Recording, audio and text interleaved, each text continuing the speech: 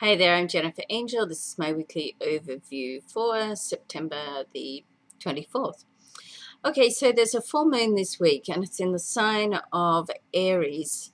Now, there's also in Aries Uranus, and there's an opposition with the sun. So we've got an opposition with the moon and the sun for there to be a full moon, and an opposition with Uranus and the sun. So what you don't want to do this week is overreact, okay? So there's a whole polarity going on here between Aries and Libra. So Aries likes to be rash and quick and, can be changeable, make decisions.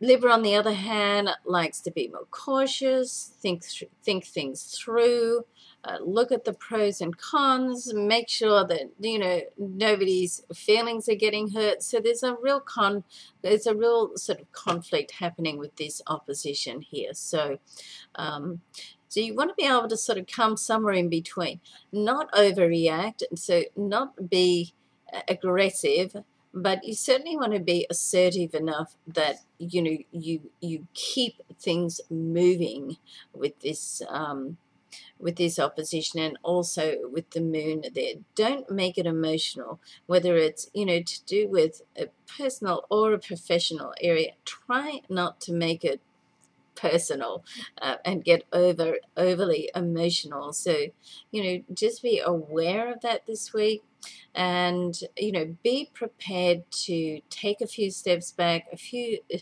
deep breaths. And I always like to remind myself to say, oh, let me think about that. Can I have till tomorrow? Let me sleep on it.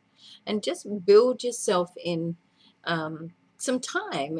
Quite often it's like we get put, or we think we're getting put on the spot, and we feel that, oh, we've got to go and do this straight away. It's probably not that case. Most people will allow you to have some reflection time or some time to think about it. But with the Aries element here, you're not going to have as much time as a Libra would normally like to think about it. But certainly give yourself a little bit of time. Be nice to yourself. There's no need to put yourself under such extreme pressure. Excuse me. Now, the other thing that's happening this week is there is a square between Pluto and the Sun. Another, somewhat challenging aspects, anything to do with a square does present some, challenges in your life. Pluto is in Capricorn, which is all about business and structure and building up, and the Sun is in Libra, as we just said. So with this square, you want to be mindful of rebuilding a situation. So just because something looks like it is not going to turn out the way that you had first hoped or thought or aimed at, doesn't mean to say that it's not going to turn out favorably. Okay, you may just have to reassess it, make some alterations, and look at it differently, from a different light. Okay, now the other aspect this week worth mentioning is Venus is square with Mars. Now, Venus and Mars are like the love duo. Venus is a nice romantic love energy, and Mars is like the passion, assertive energy. But, let's not forget that they both have other sides as well. Mars can cross over the assertive line to be aggressive or hurtful, and Venus can cross over the other line to be spiteful or jealous or possessive. Okay, so when there's a square, the less than desirable aspects of the planets and the connection between the planets can raise their sort of ugly heads. So you want to sort of mind that too, and once again, try not to overreact.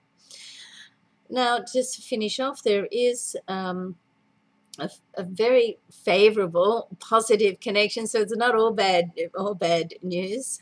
But of course, as most of you know, with my readings, I do try to highlight the benefit of the bad news as well. But Jupiter is trining communication god Mercury. Now, Jupiter is the planet of expansion and abundance. I like to think of it as the lucky planet.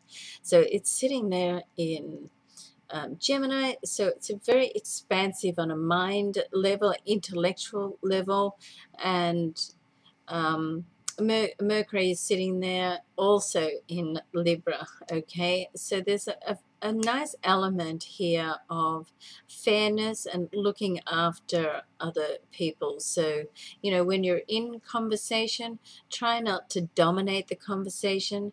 You know, even if you think your idea is better than everybody else's, then certainly, you know, allow other people to be validated by listening to what they have to say. And you just don't know, they may come up with some great ideas.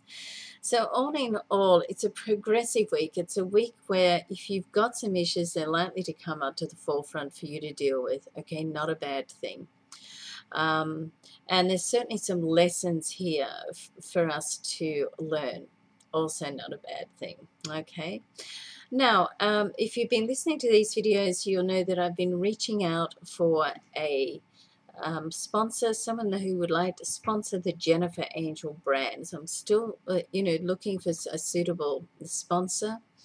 And if you're interested in that, then give me, you know, certainly reach out to me. And there's also, we will be doing quite a bit of work for my little puppy dog. Yogi is asleep on the lounge at the moment under me, so I can't bring him up. But we will be doing quite a lot of promotion with little Yogi, and he'll be starting his own sort of line. And so, you know, we also would like to have a sponsor for him, and we're going to be just getting Yogi out there in the limelight a little bit more, because he's just so damn cute. And if you want to have a look at him, go to the mistressafofastrology.com site and you'll see him on the home page there. So we're going to be doing more branding, more work under Yogi. So if you happen to work for a pet company or a pet food, or, you know, some type of pet product, then there's an opportunity to sponsor Yogi at the moment as well. Okay, I have to bring him up next week. All right, thanks for watching. I'm Jennifer Angel. Have a fabulous week, and love and luck to you. Bye for now.